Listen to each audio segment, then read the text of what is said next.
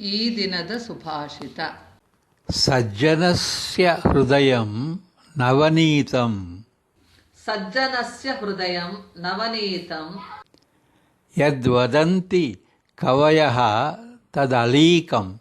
ಯದ್ವದಂತಿ ಕವಯಸ್ತದಲೀಕಂ. ಅನ್ಯದೇಹ ವಿಲಸತ್ ಪರಿತಾಪಾತ್.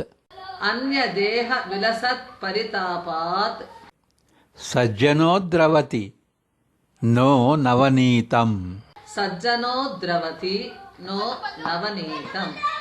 ಸತ್ಪುರುಷರ ಹೃದಯವು ಬೆಣ್ಣೆಯೆಂದು ಯಾವ ಕವಿಗಳು ಹೇಳುತ್ತಾರೆಯೋ ಅದು ಸುಳ್ಳು ಮಾತು. ಬೇರೆಯವರ ದೇಹದಲ್ಲಿರುವ ಪರಿತಾಪದಿಂದ ಸಜ್ಜನನು ಕರಗುತ್ತಾನೆ, ಬೆಣ್ಣೆಯಲ್ಲ.